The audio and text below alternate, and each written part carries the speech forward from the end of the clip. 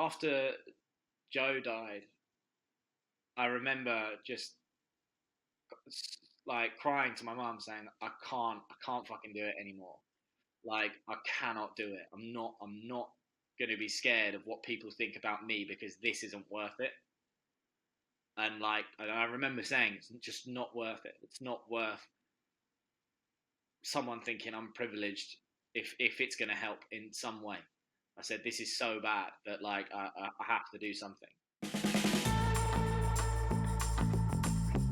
First and foremost, what I would love to do is thank Rowan Kemp for what I think is the most powerful piece of media that has ever been produced in the UK on male mental health and suicide prevention. So from me to you, I'm gonna be cheeky and say on behalf of the nation as well, thank you for producing what you did. It was a very powerful piece and really touched a lot of people.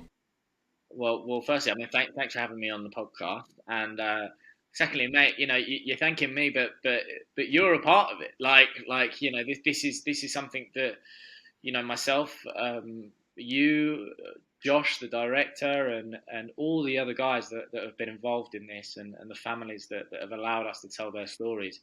This is our film. This isn't mine. This is everyone's. The title says it all. It's our silent emergency, and that like I've said, this is something that you should be extremely proud of. Take that moment that you were in, all those years ago that you spoke about on the doc, and then fast forward to now, whereby your story is helping a film that has created a huge amount of conversation around the topic. So, my thing to you would be thank you very much, but also you should be very proud of yourself. Thank you. No, I appreciate that, and I think it was great from my perspective as well to see what I'd heard about from the other inputs to the film. Obviously, I had a bit of context from you, from the team behind it, but it was really amazing to see it all come together in the way that it did, because the stories told were powerful. And I think that leads on to my first real question, which is how has it been received from your end, and is it everything you hoped for? Probably Yeah, more, I'm guessing. yeah. Nothing short of overwhelming. Completely and utterly overwhelming, mate. Like, there's times where you're filming things and you think, okay, yeah, this is going to be good. This is going to be really nice. But for me, I was never thinking like that on this project, because for me, those moments of going to meet you, going to meet Gearoyd and the lads in Northern Ireland, or going to meet Professor Rory O'Connor, or the lads in Reading, all of those things were things that were helping me personally, and they were helping me get over the loss of my friend. They were helping me with the questions that I wanted about him. They were helping me with my own kind of troubles and my own kind of stigmatisms around it. And when you do that, and then all of a sudden you put that out in the world, and it comes back, and everyone's saying, "Oh, it's so great, it's so great." You almost kind of feel like, "What have I done? Like, I haven't done anything." Do you know what I mean? It's akin to the feeling that I got when I came out of I'm a Celebrity, Get Me Out of Here, which is, I don't know what I've done, but a lot of people are talking to me. Do you Yeah, know what I mean? yeah. I think it's an interesting one. It's something I want to come back to later on with the I'm a Celeb sort of perspective shift. But from what I've seen, it's been received as well as anything like this could be. It's definitely opened up conversations. I've seen it in every corner of the social circles that operate in every corner of the web, which is That's the thing I'm amazing. most proud of. That's the thing I'm most proud of. Do you know the thing that I was most proud of? Like, I saw someone posted on their Facebook, and someone else screenshotted it and forwarded it to me, and it was like, "Oh, how are?" They said, "Oh, they met up with someone. They overheard someone in Tesco saying, how are you?" to their friend, and then the friend goes, "Yeah, I'm all right." And then apparently the other person said, "Oh no, have you seen that Our Silent Emergency doc? Like, how are you really?" And they had a full on emotional conversation in the middle of Tesco, and that is, that's, people said to me, "Oh, do you want to lobby the government through this kind of doc?" And to be honest, like, if that comes secondary, great. But the main thing I want is just conversations between friends. That's it, isn't it? That's it. And it's often much harder to get that happening consistently, I think, than it is saying only when you're really struggling. I think part of the challenge is that in my friendship group years ago, before I shared my personal story, it would definitely have been a only speak when things are really desperate, rather than that constant conversation of checking in and just making sure everybody is always there for each other. And I think from that Tesco conversation is one of thousands, maybe tens of thousands that are happening over the UK right now, which is an amazing thing to have witnessed. And before we get into the sort of nitty gritty around the more emotional side of things, I guess, with the content of the doc itself, I'm going to note the time, and that will make sense later on. But it is 11:40 at the moment, and we'll come back to that. But my first sort of question to you is, how are you? And I know I don't need to ask you twice because you are a big proponent of that, but it's a key part of it. But as someone that shared my story publicly before, somebody that has these conversations quite a lot, I know how emotionally exhausting it can be. And for you, you've gone through this process of, as you said yourself, therapy that has now come to an end. Does it feel like there's closure? Do you better understand things? And are you processing it okay? Yeah, my mindset on everything has completely changed. I'll be honest with you, I had a huge breakdown just before the show went out, and I just had this huge, overwhelming kind of emotion of just missing Joe, and just feeling like, there's a ticket to the cinema and the main person is missing. Do you know what I mean? And that's what it felt like. I felt like, I've gone out there and done it for him, and I can't even does he even know I've done it? Do you know what I mean?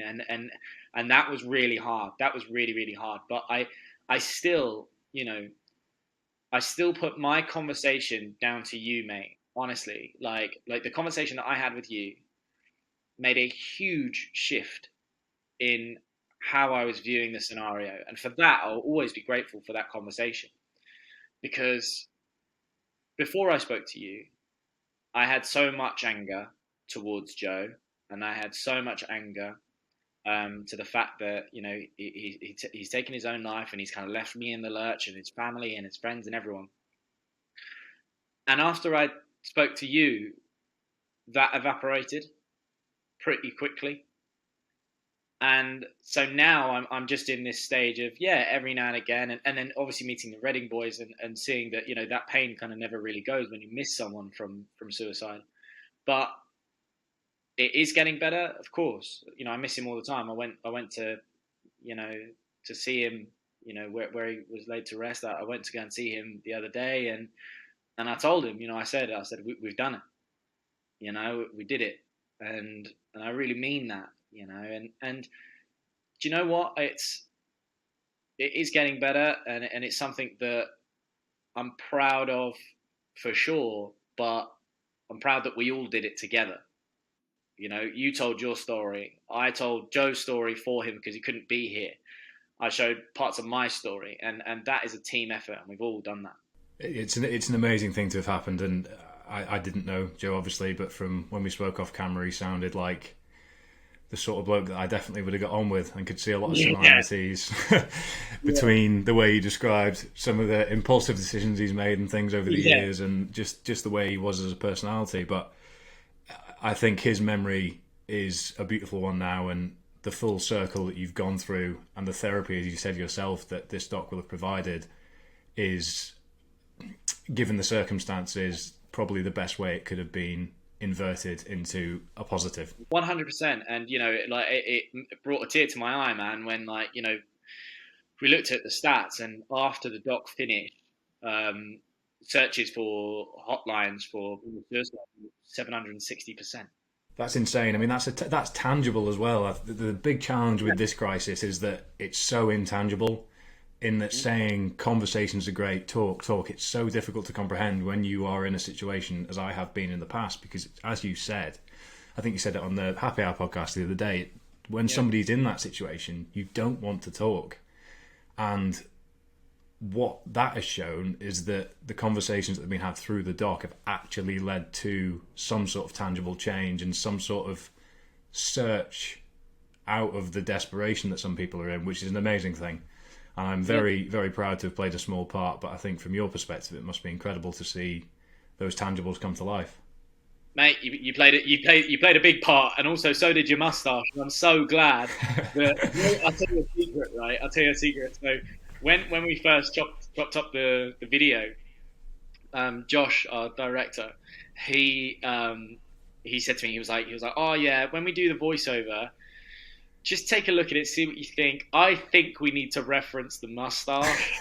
I'm so glad you did, by the way. That was the first thing I said when it came up. I was like, so. I mean, if you're listening now and you don't know what I'm talking about, so Fergus had his Movember mustache, right, and it was like very, very prominent. You grow a great tash, and I had to mention it in the film. I was like, you know, Fergus is sporting a very good tash for mental health awareness, and thank God I did that because so many people text me being like, I'm so pleased you said he was doing it for Movember because I was just the tash. Yeah, I mean that's exactly why I didn't want to be introduced to the nation as some guy that sports an obnoxious mustache for fun. Like it had just come off the back. I was in tears at this point, like emotional from seeing the Irish lads, and then you said that, and I was like, oh, thank God. I don't know if I could have borne the brunt of being some weird niche IPA drinking, flat white drinking, mustache wearing man. But no, you said it, and I was very pleased that you did. But I'll keep it's disguised at the moment by beer, but it will be back in force towards the end of this year. As I've done a lot of work with them. Do you know what I've had?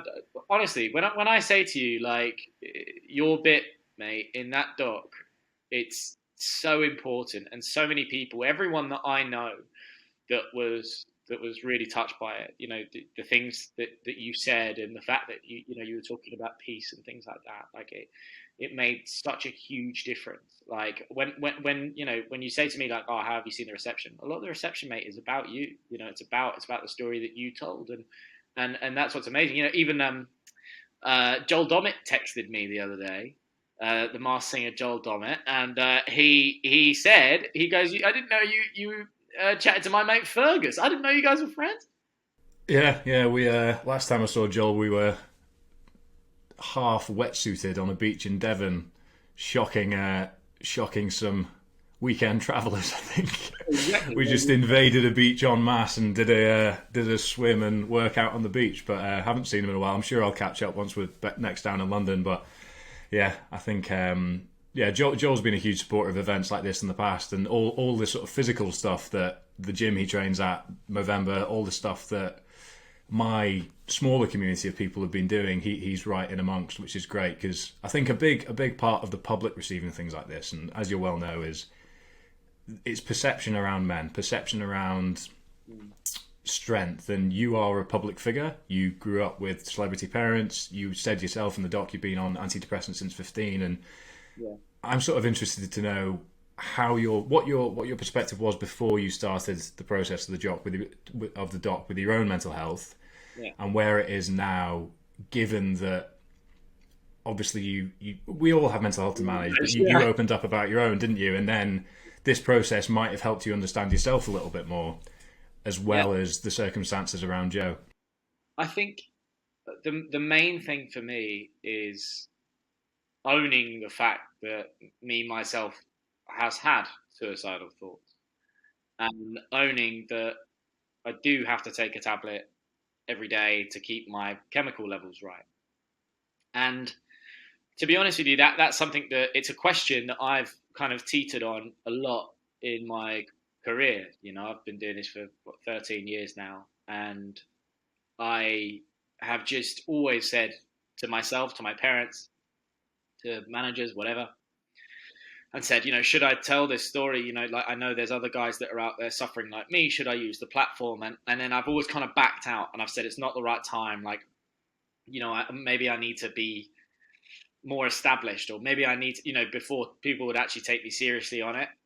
And I was always worried that people wouldn't take me seriously because I am a celebrity kid. That, you know, how can a kid who's got everything he's ever asked for and had the best upbringing anyone could ask for, how can he have these types of thoughts? How can he go through those types of, you know, pressures?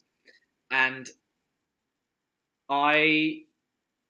after Joe died, I remember just like crying to my mum saying, I can't fucking do it anymore. Like, I cannot do it. I'm not going to be scared of what people think about me because this isn't worth it. And like, I remember saying, it's just not worth it. It's not worth someone thinking I'm privileged if it's going to help in some way. I said this is so bad that like I have to do something, and yeah, from there it just switched, and there was a big, even now I've had people, there were some people complaining about me taking an antidepressant on TV, and if that's what they want to do, then that's fine, and whatever. But I know that in the doc I said, look, antidepressants are the things that I use. For someone like my dad uses therapy. And for some people it'll be yoga or gym or whatever they want, right? But I'm pleased that I did the antidepressant thing, because there are a lot of people out there who are scared to take things like that do chemically need them, and it will help them. So I'm insanely proud that I think that some of the ones that I've really like has taken me back when I've seen it is I've had parents text me saying, a doctor has really been pushing my son to take these tablets, and he was too scared to take them, or he didn't want to take them, and he thought they were wrong, and all these types of things. And seeing you kind of do that as giving him the courage to kind of say, what, it's okay to have a little bit of help. And I think that all makes my worries before worth it. Even my mum, mate, was really worried. She was really worried. Like, yeah, you could sense that it was a powerful conversation. That was one that really hit me, and one that really hit my mum personally. Yeah. And I think actually just before this, I spoke to my mum on the phone, and she said the one thing that was articulated really well in the documentary and wasn't phrased in a way that I'd considered it before, was that it was Joe's mum that actually said it, was that the pain doesn't disappear, it's just transferred. Yeah. And whilst I said in our conversation, obviously I wasn't in a rational state of mind, I wasn't considering, I was actually shying away from the reality of what I was about to do. It doesn't matter how much you shy away from it, there are people around you that care, and that's what's important. But the flip side of that is that you're leaving things behind, and the pain is transferred, as you will have experienced with Joe. And it's something that I think about occasionally, where I feel incredibly guilty and incredibly ashamed of myself for even thinking like that, when I know there's people around me that love me, people around me that care. And I'm very grateful that I've lived to tell the tale, as it were. But it was an interesting thing that was said there, that the pain is transferred, because I think that's why it's so important that we all come together for our silent emergency. As you've said, it's a group effort. I think, do you know what the thing that shocks me the most, right, about what Celia said, Celia, Joe's mum, was, it's an incredible thing that she said, and she said it so perfectly and so beautifully, and I still can't believe, and I'm so grateful to her for being part of it, is that essentially what she's saying is a question that a lot of people feel very strongly about, which is, people that have been through it will tell you the opposite, and people that haven't been through it, that don't understand it, it's a big taboo to say that suicide is a selfish act. It's a very big thing to say that. You know what I mean? It's a very offensive thing to some people to say. It's a very, like, kind of a normal thing for some people to say. But the reality is, it's not even in terms of, what she's done there. What Celia has done has changed it. It's nothing to do with being selfish, because selfish implies that, you're doing this kind of looking at the repercussions, etc. What Celia did is just show the reality, and the reality is, yes, the pain goes from that person, but aware or not aware, it will always be transferred to the family forever. And so I thought, it was an amazing thing for her to say. I completely agree. And when she said it, I kind of initially stepped back a little bit, because of the things that you just said, in that, that might be considered, as it's being phrased, as a selfish act, which, as you've said, is even more taboo than talking about suicide in the mainstream media anyway. Yeah. So, but the way that she phrased it made it, to me, as someone who's been in that position, actually consider it completely differently. So I think, again, it was another component of the documentary that was truly unique and truly valuable to people out there that will have seen it. And it's my view is it's all about changing perspectives on this sort of thing. And I think that a public figure like yourself, putting yourself out there, and then these conversations that have happened as a result of it, are just ways of chipping down that stigma that stops men and women from getting to the position where they feel like they can't turn anywhere for help, which kind of brings me on to a bigger question. I actually read this in some Facebook comments just around different media pieces, and it came up a few times, not a huge amount, but there were some people saying that it was fantastic at addressing the reality of the situation, but didn't necessarily explore the root causes behind why we get to feeling that way in the first place.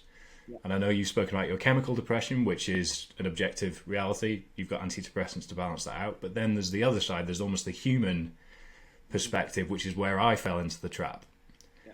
And my question to you is almost along the journey that you went through filming the doc, were there any consistent things that came up that seemed like root causes in our society that we could address to try and fix this from the ground up rather than work backwards? Well, I mean, chronologically, for your mind, how we filmed it was the moment where I go to meet Professor Rory O'Connor, which is at the University of Glasgow.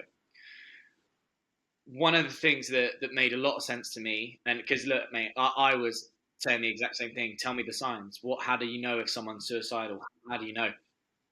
You know, that's what I wanted. And I quickly realized that question becomes redundant because not one suicide is similar to the next. There are questions over whether or not suicide is a mental health issue entirely, or whether it is just seen as a man's way of bringing a means to an end. And so there are tiny, I mean, as he said, as Rory said, he was like, I'd love to give you an answer. Like, I'd love to be able to say, this is the cause, stop this, and it's all done. The problem is that, yes, you can look at things like impulsivity. You know, impulsivity is a trait that a lot of men have that take their own lives, but it's also a trait that a lot of men have that never even consider that, you know, and it's something that you should always kind of look out for in someone and make sure they're making the right decisions for sure. But I think the main thing that we wanted to put across is that it genuinely doesn't wear any uniform. There isn't any patterns, I guess. You know, you can go to, when we went to the Nottingham street triage team, you know, and I asked the nurse there, I said to her, you know, what's the kind of relative kind of thing that people say most of the time about how they're feeling? And she said it varies. It varies from everything. It can be just come out of a relationship. It can be just, you know, as you said to me, not feeling like I should be where I am in my life. You know, I should be earning X amount of money. I should be doing this job. You know, it all kind of revolves around the idea of, I guess, toxic masculinity is a huge thing. You know, the idea of masculinity, you know, maybe a great step in terms of suicide prevention is changing what is masculinity, you know, what that is, changing that, you know, and that was unfortunately something that I wish I had the answer to. I wish I could know that, because then I could tie it all together and Joe's death would make sense to me. It was not a trick question, but the sort of answer I was expecting, in the sense that the way I view it is that it comes down to our perceptions of who we are, our perceptions of what we need to achieve, and the way that we measure ourselves in society. And we spoke about it, the sort of metrics for success that we often measure ourselves against have become warped because of the society in which we live, which means that when we have relationship problems, when we lose a job, when things don't go to plan, like they did in my case, the sort of signs that I look for now in those around me are any significant changes in life. And it's something that Mental Health First Aid England have as part of their first aid training, is any significant changes that occur to anyone, colleagues, friends, whatever it is, just be that much closer to them so that you can make sure that they're not hiding any of the internal turmoil that they might be going through. And there are no root causes. Well, they've certainly not been revealed, and I doubt they ever will be. There are no specific root causes, but I think the the nature of being who we are as human beings is that any significant changes within the context of the society in which we live means that we all have a duty with one another to look after one another in that sense and make sure that we're looking out for those signs and just constantly having those conversations. I think it's looking for prevention rather than cure, isn't it? As I'm sure will have been made clear with some of the conversations. Like the Nottingham one was harrowing because they showed that they were getting to people just at the point where any further action could be prevented. But what if we could bring that months forward?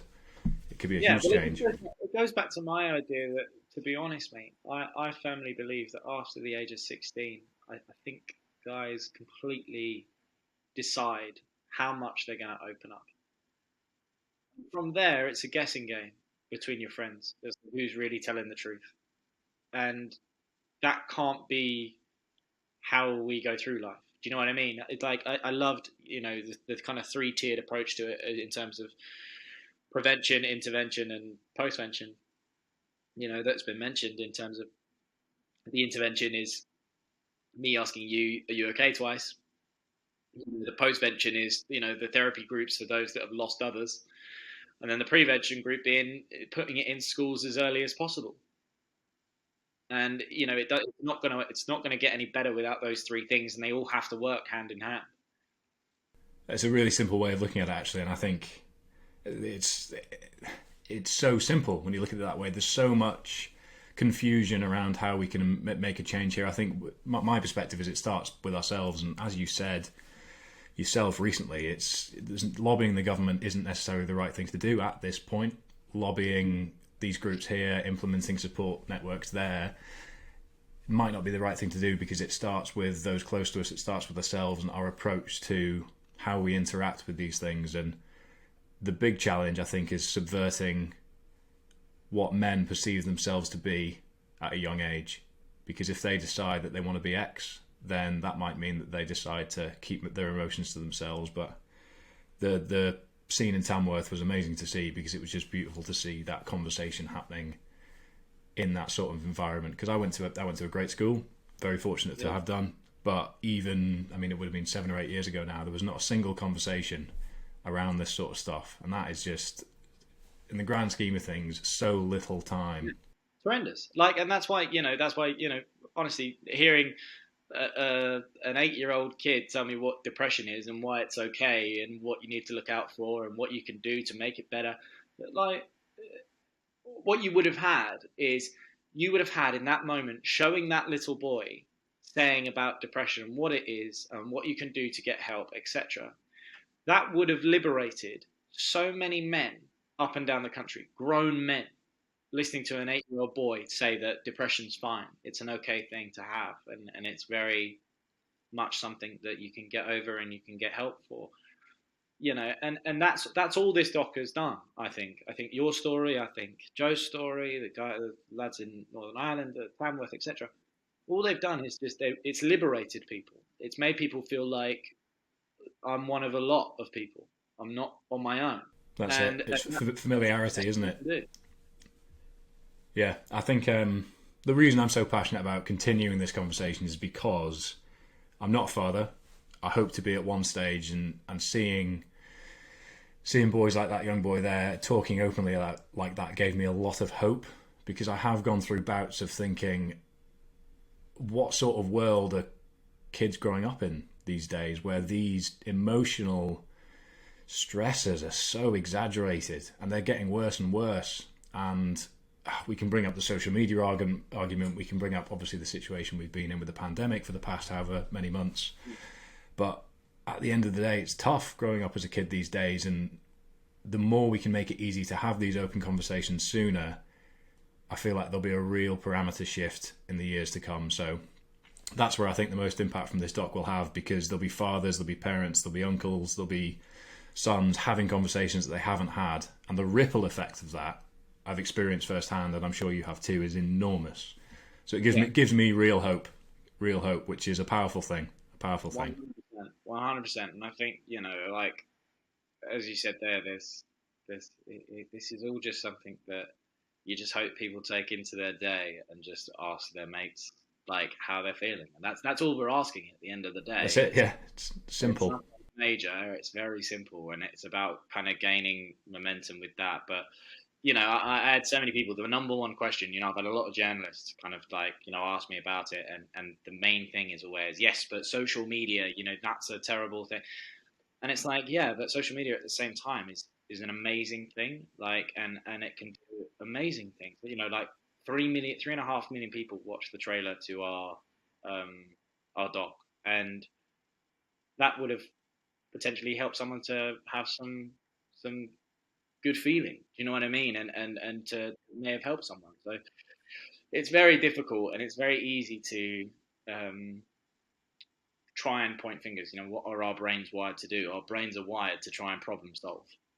Do you know what I mean? And so we're always going to, oh, it's got to be social media. It's got to be this. It's got to be this. And I think we just need to realize that our brains can go a weird way sometimes, and you can't see it.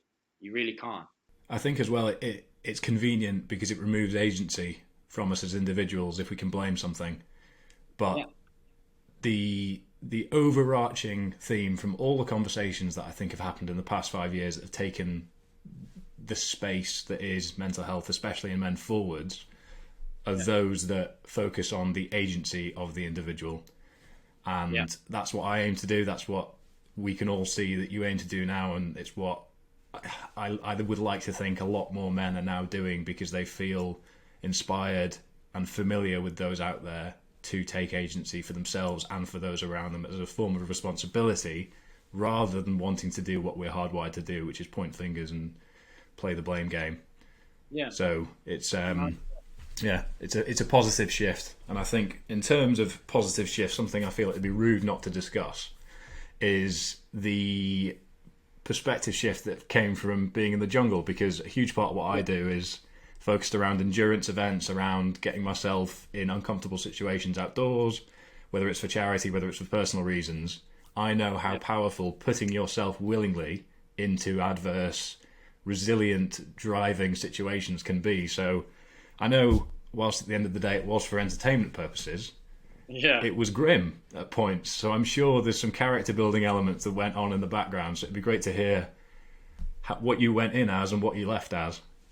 Well, I mean, I think I came in, I think I went in there as still as kind of Martin Kemp's son, and I feel like I came out of there as Roman.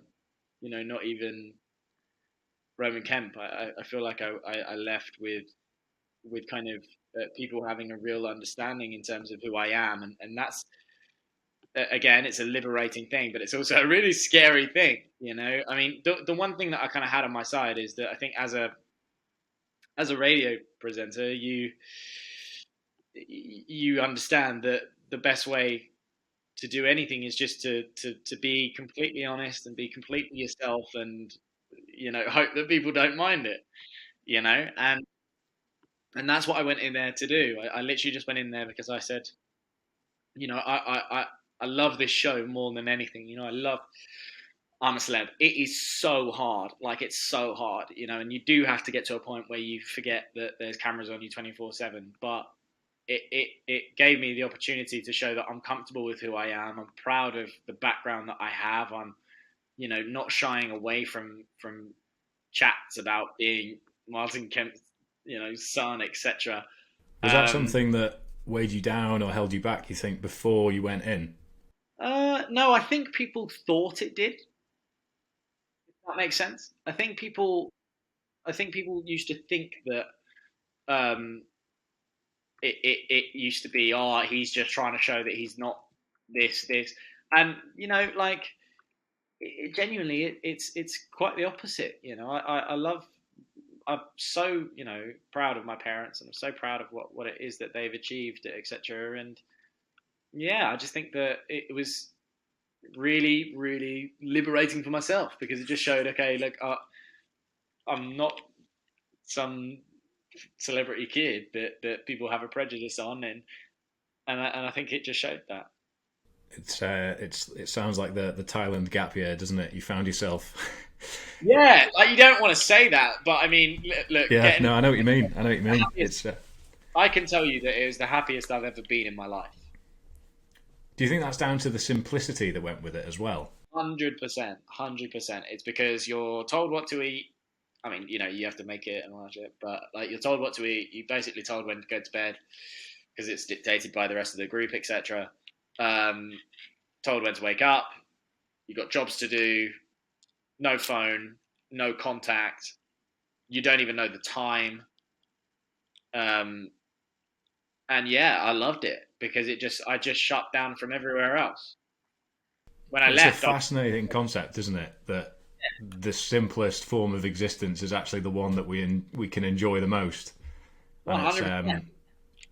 taking the things from that. What things have you taken from the experience that you now do more of or have implemented into your life now? Um, I guess it's more so the little tiny life experiences that you take away. You can't replicate that anywhere. You can't replicate that thing. Like I guess the knowledge that that's what makes me the happiest. Being away from my phone and doing all those types of things. That's lovely to have, and it's something that I will get back somehow someday. But I think just the experience of being around huge, you know, major celebrities. Everyone's got their own ego going on, good or bad, whatever, and dealing with people, and working as a team and working together. And can you actually do this? It's come it made me come away just feeling like I could be myself. Which is a real reward from the whole process, isn't it? Because Yeah, I now 100%. focus on it's from my perspective. I do more of these things that I know make me happy because I know that when I was unhappy, I did too much of the things that didn't.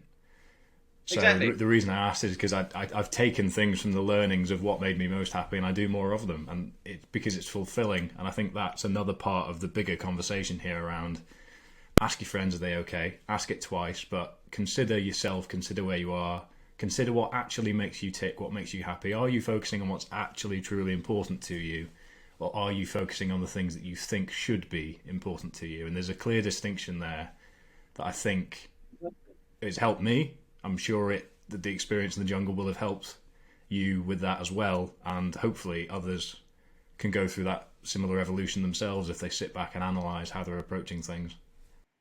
100%, man. And and that's the best reason. Like it upped my radio show 10 million, like not in numbers, but I mean in terms of just like my own confidence, because all of a sudden the whole of the UK had seen me at my worst.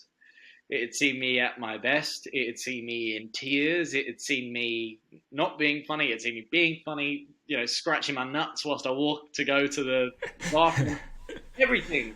And so like now, if I mess up on the radio, or if or if I don't know what I'm talking about, or I look terrible, whatever, like I don't care, and it's great. 100%. And I think it humanizes you as well, in a sense that Yeah, beforehand it's very easy to attach labels to certain celebrities, certain people, but what the show does very well is, and as you just said, people will now have seen you scratch your nuts on television, which means that if you do slip up on the radio, well, actually, it could be worse. He could be scratching his nuts again. yeah. Well, no, it's just one of those things. I feel like now there's no. I think with public perception, and I don't feel like people. I don't feel like people think like, oh, they view me as almost. I don't think they even view me as a celebrity. Do you know what I mean? Because they know everything about me. Like, they know how I am, and that's one of the beauties of, it's one of the good things and the bad things of people coming up to you in the street and just feeling like Yeah. they can have a conversation with you. You know what I mean? Adding Um, travel time everywhere, I can imagine. You need a yeah, Google Maps yeah, that's walking and walking as yeah, Roman. yeah. But it's a great thing, and that's why stuff like the doc, they're what matters. Hundred They're percent. That's my biggest takeaway from it is that people like yourself are putting yourself out there when the easier thing to do would be to not do it. yeah, for sure. Well, especially like in that sense, a lot of people, I don't even know if they know this. Like people think that I got paid for that documentary. Do you know what I mean? I ain't getting money. Do you know what I mean? Like we're doing this. We're doing this. You know, me and Josh just did this because this is. We knew this had to be done. You know. But that adds that layer of authenticity that makes it genuine as well. Because I mean, we could get into a rabbit hole here around the amount of virtue signaling and, quite Exactly. frankly, bullshittery that goes on social media around superficial impact on this topic. But what I have an enormous amount of respect for you for doing is having said I could do this or I couldn't do this, and you chose to do it when it would have been easier not to, for no gain other than something needs to change. And hat off to you, sir. I'm actually wearing a hat, so I will tip my hat to you. But No. before we wrap up, Yeah. Joe's buddy line.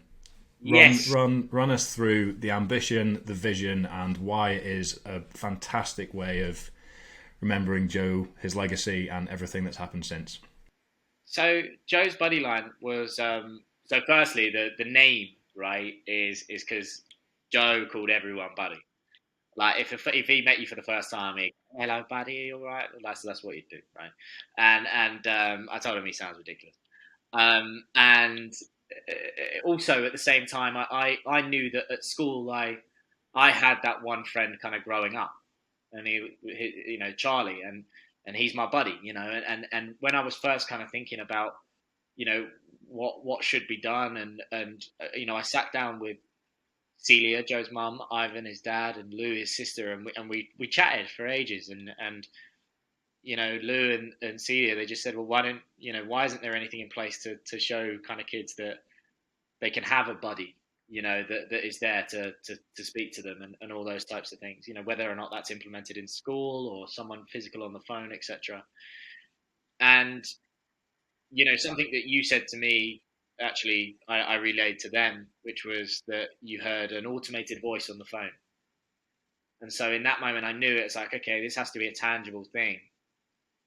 This has to be something that can go into schools. And Ivan, Joe's dad, is an incredible man, and like he has just gone all guns blazing on this, and you know, and he's really kind of worked it out in terms of what Joe's buddy line wants to achieve, and that is to give teachers and schools up and down the country the equipment and the you know the knowledge that they need to help kids that are in crisis in schools. You know, there's not enough funding towards you know teachers being taught how to deal with certain situations. There's not enough kind of lessons in terms of what can be done. It's essentially it is that kind of prevention tool that we were talking about, getting someone into school. If the school doesn't want to put it in part of their curriculum, then something like Joe's Buddy Line can come to the school and teach the teachers about it and teach the pupils about it in an assembly or something like that. And yeah, it's an amazing thing that they're really doing. Anything that decides to take the next step with this process, which I think is implementing things from the ground up rather than just encouraging conversation, because a lot more people are having conversations. Fantastic, keep that up. But I think we're almost entering the next phase now where we need to start addressing this from the bottom upwards, and it sounds like that's exactly what Joe's Buddy's Line is doing. So 100%. has my full support, and it's great that it's being initiated. So Thanks, mate. just before we sign off, the time is 12:18. So that is 38 minutes that we've been speaking. And to finish on a less positive note, that is 38 male suicides globally. So just to put into perspective there, that is something that happens every single day. Every minute that passes, there is a male suicide worldwide. Every country has its own unique circumstances which may influence that a little bit more. But a lot of the conversations we've had today can help in some way with your own perspective, with the perspective of others, on how we can collectively try and wear that down.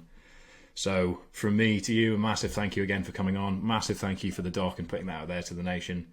It's an amazing thing you've done, and I'm very, very grateful to have been a part of it. Oh, mate, you should be very proud. You should be very proud. Thanks so much, man.